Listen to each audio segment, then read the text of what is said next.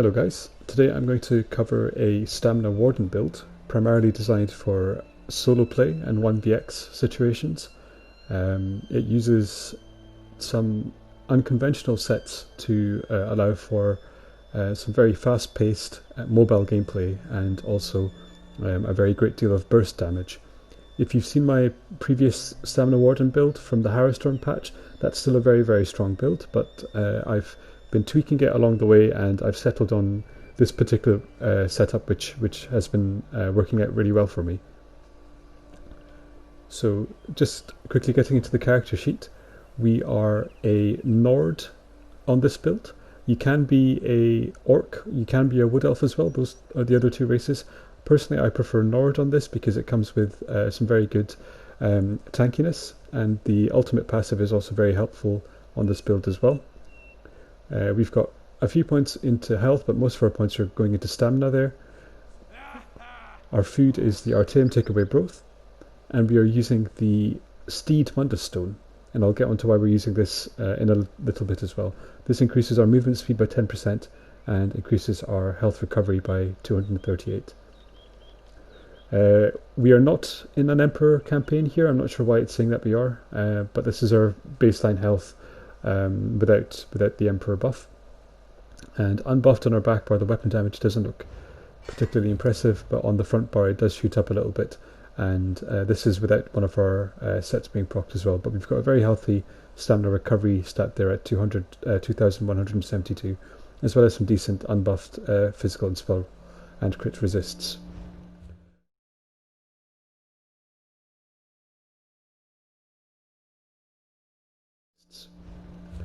Getting into the sets, so on our front bar we are not being particularly inventive. We are running New Moon.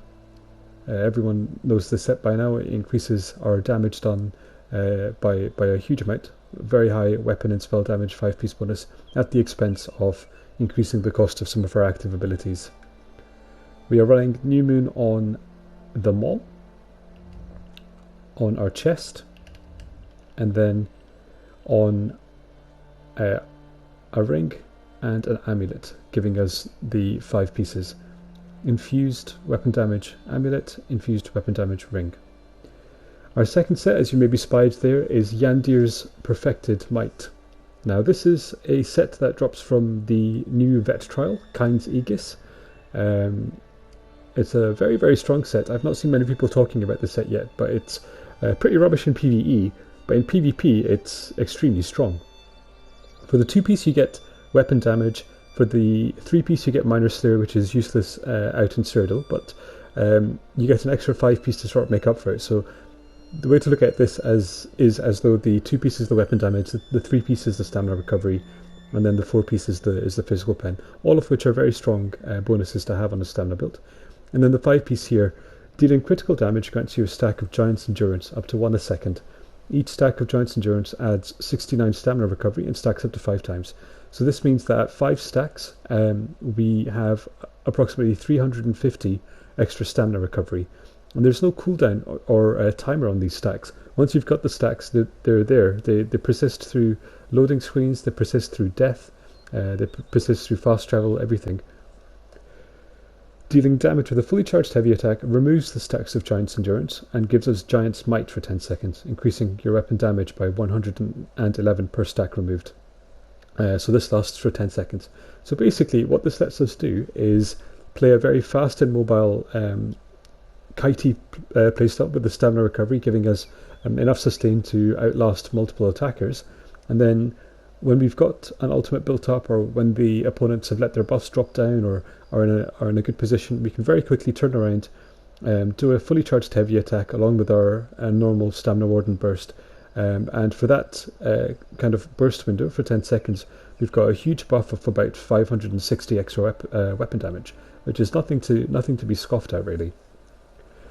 Just looking at my bar there, just above my health bar, you can see the 5 stacks of Giant's Endurance. So the recovery that we were seeing there was with the 5 stacks of Giant's Endurance active. We are running Yandir on 1 ring, boots, guards, bracers and belt. Our monster set as you might have guessed, is Balorg. This plays very well into Stamina Warden's strengths once again. It adds a huge amount of burst damage when we're activating our ulti, and altogether the combination of these sets lends a very kind of guerrilla warfare hit and run type of playstyle.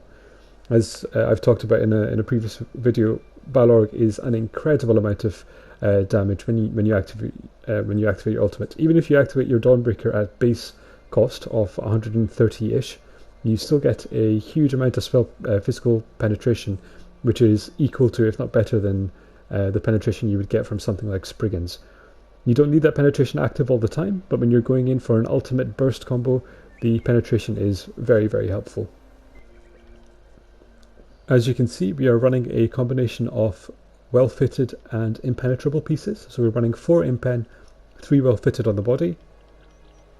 We're running triglyphs on our head and our chest, max stamina glyphs for everything else. We are running 5-1-1, so we've got a heavy cuirass, a light helmet. This isn't optimal, you'd want to have a light belt or a light shoulders, but this is just the way I've ended up building this particular setup. And then everything else is obviously medium. Our New Moon Acolyte is only active on the front bar, so that we don't have the increased cost of the abilities on our back bar when we're using a lot of our magic abilities and some of the buffs that we need to be putting up fairly frequently. And then finally, just on our back bar, we're running a bow of the Potentates. This reduces our damage taken from players by 5% while we're on this defensive back bar. Back bar, we're running a weapon damage glyph, and on the front bar, we're running a disease damage glyph. Getting into our consumables, we're using 4 different types of potions. We are running Tri-Stat potions, we are running Detection potions, we are running Immovability potions, and we also have a stack of Heroism potions.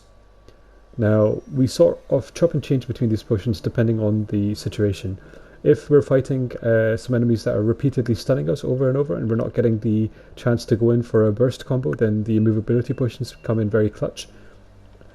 In a prolonged fight where we're casting our Magicka abilities multiple times, having the extra Magicka recovery from a Tri-Stat potion is very, very good. When you're fighting very tanky opponents and you want to build up high Balorg to get the big smack on them, you can run Heroism potions. And obviously if you're fighting Nightblades who are running away from you and you want to just confirm the kill, you can go ahead and activate the Detect potion. Getting into our skills.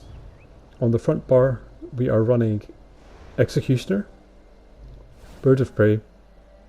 There's an argument here for running Camouflaged Hunter instead, but Bird of Prey is actually very useful on the front bar just to have on-demand speed without having to dodge roll on our bow bar.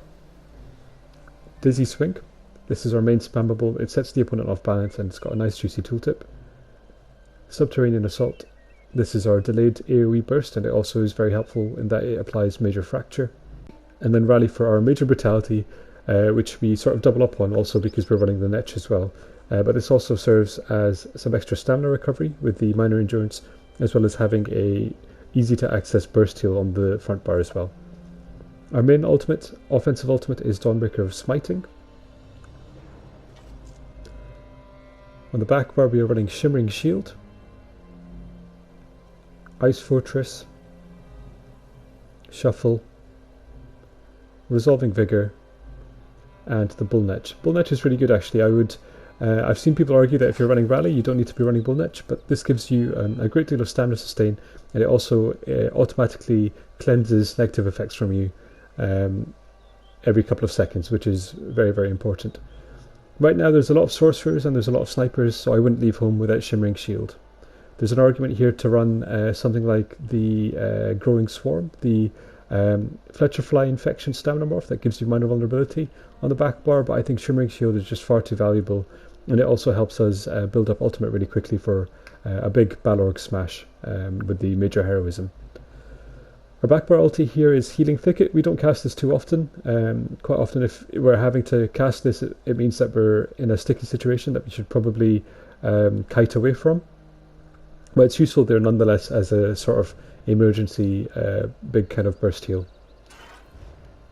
The playstyle with this build is, as I've mentioned before, more of a hit and run fighter. The Steed Mundustone, along with the bow roll dodge and the bird of prey, makes us very, very mobile.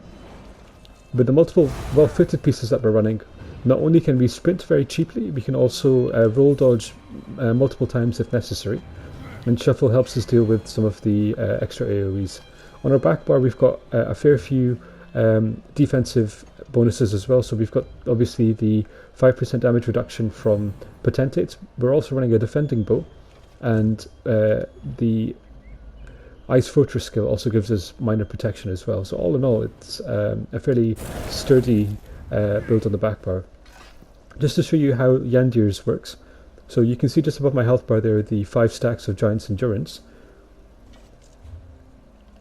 That means that with the Giant's Endurance at the moment I'm sitting at 2,172 stamina recovery, or 2,322 with the rally up.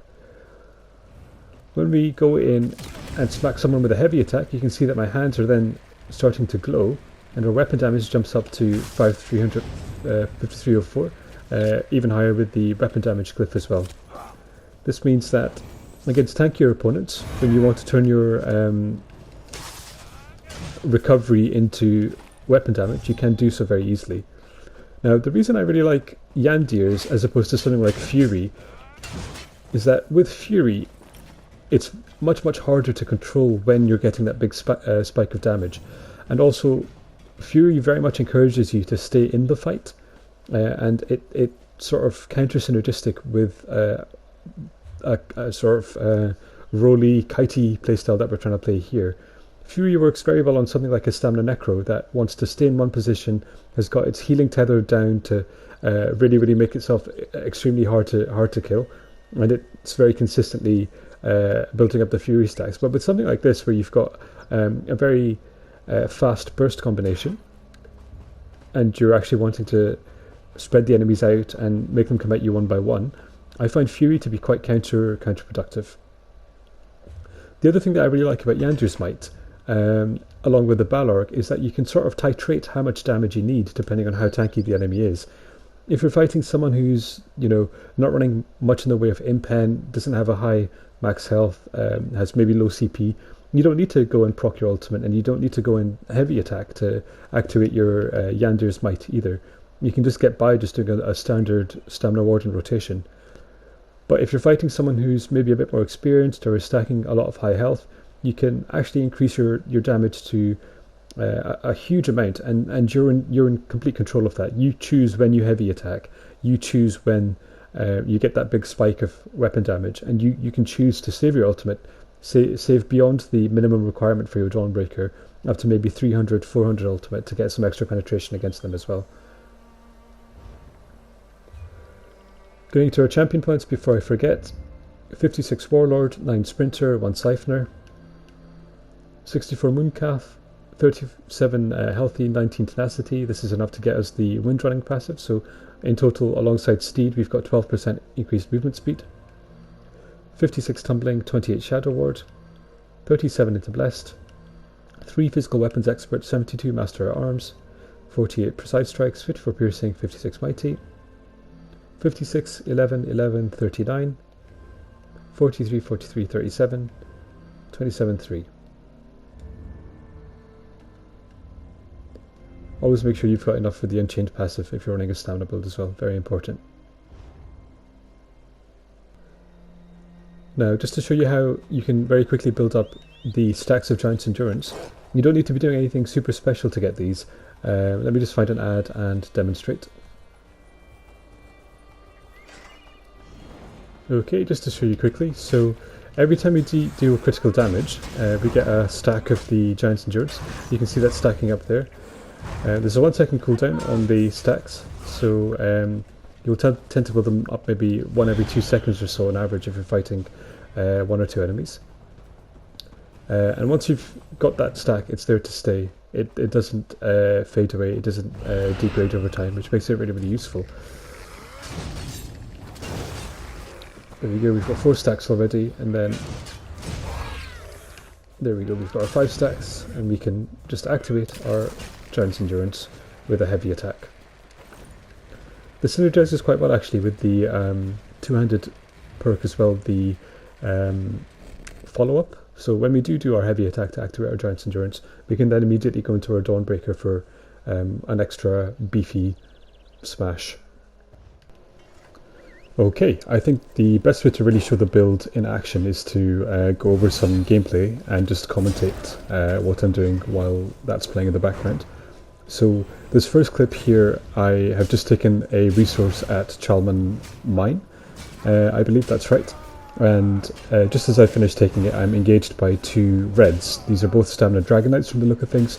I've been leapt by both of them very, very early on in the game, so I take the fight upstairs into the tower, just where I've got more of an advantage with my high speed. And we give them a quick smack with a Dawnbreaker just to see how well built they are. They're certainly pumping out a decent amount of damage onto me just with the two of them.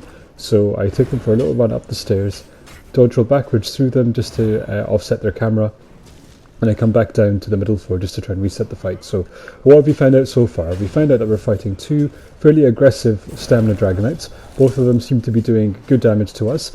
I haven't yet really gauged how tanky either of them are.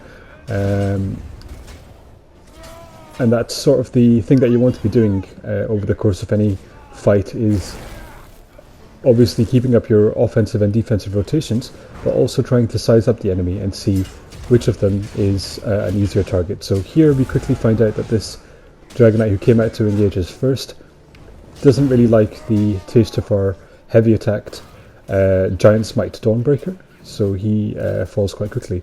Now I've just sped up this next portion because it's basically me and the other Dragonite exchanging dizzy swings, chewing the fat. Nothing much happening, to be honest. This guy seems to be packing a bit more tankability on his build compared to the guy that just went down.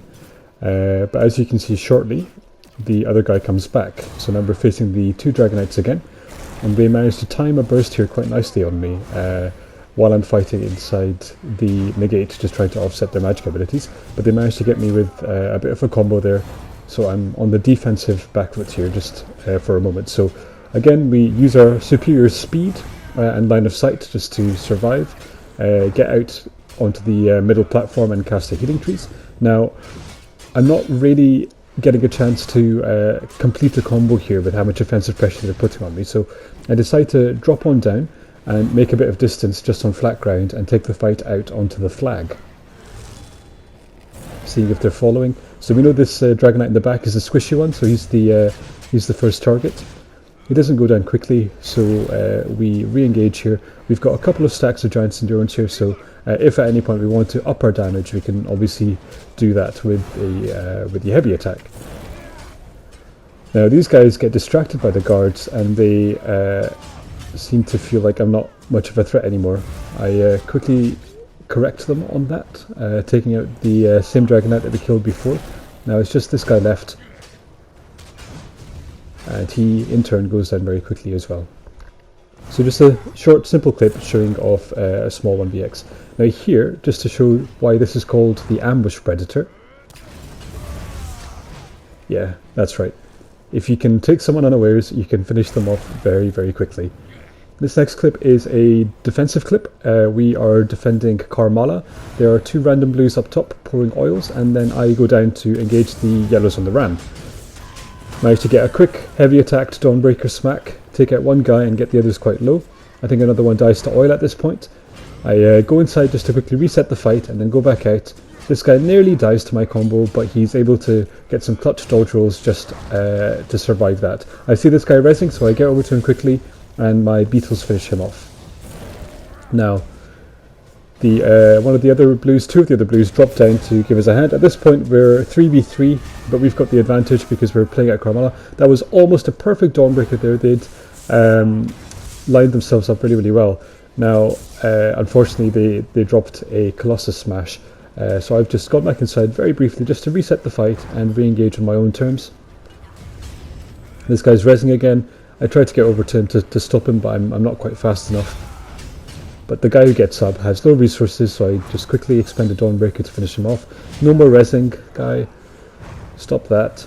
Now, yeah, last yellow left. This fight's pretty much won at this point, so I'm just playing it easy, letting him do his permafrost, you know, have a bit of fun. The other blues are insistent on engaging, so I go back in, and this last yellow falls in due course. And that's that fight done. Carmala safe. This next clip is a slightly more outnumbered fight. I'm engaging on a brindle resource, and there's a large group of yellows there on the flag, so I immediately go into the tower. As most solo players know, you need to have some kind of verticality, some line of sight, just in order to fight these larger numbers. So I'm just seeing if anyone bites, if anyone follows me into the tower, but they're being quite disciplined. They're holding their ground on the flag, so I go out in a sort of mock engage and try and rile them up a bit and see if any of them follow me into the flag. Take a fair amount of damage, so I need to dodge roll a few times. I've gone through most of my stamina by doing so, but I'm able to get back inside onto the middle floor, and I can start to fight them on my terms. Going to finish off the mage guard quickly. I don't want to be negated or stunned or whatever by him while I'm fighting these guys. Take them for a quick run around the back. Now there's a bit of lag here, which is very annoying because my heavy attack doesn't actually connect. So my Giant's Might doesn't proc, otherwise I think that Dawnbreaker would have smacked them a lot harder and possibly even killed one, but no problem. We are able to get one guy down there, but we're taking a fair few hits just from them, so we took them for a quick wander up to the top and back around. Again, this is why the Steed Wonderstone is so important. The extra speed that you get is worth more than any marginal extra weapon damage or stamina recovery you can get from the other Wonderstones. You want to be faster than your pursuers, especially if you want to play this kind of hit-and-run playstyle. You need to be able to get away. These guys are coming back around. Get a cheeky Dawnbreaker, get the guy coming up the stairs, and he falls as well. So I go back down and around, back onto the top floor. Unfortunately, there's an annoying Magic and Necromancer in this group that's putting a lot of AoE on the ground, fear totems, things like that, meaning I can't really hold my ground against these guys for too long, otherwise I'll get CC'd and light attacked to death. So we take the fight back out to the middle balcony around the back, see who's chasing after us at this point. This guy is overextending. Again, there's a bit of lag. The Dawnbreaker does something funny, hits the guy behind him, but that's fine. Opportunistically, we engage on him instead and are able to take him down. Still got a couple of people chasing us, but we're just using our mobility and our speed, kiting around and then through them, around and through. We'll take them upstairs one more time, see if they follow. Now, this was meant to be just a heavy attack on the guy coming up the stairs. Fortunately, the bear eats the heavy attack, so we raced our proc there, but no problem. These guys line themselves up for a Dawnbreaker. We're able to take another guy down. This guy almost dies, gets very, very low, but because of how many pets and how many targets there are, it's hard to stick on him just here. Now, see what I mean about the fear totem? It makes it actually very hard to fight in one spot.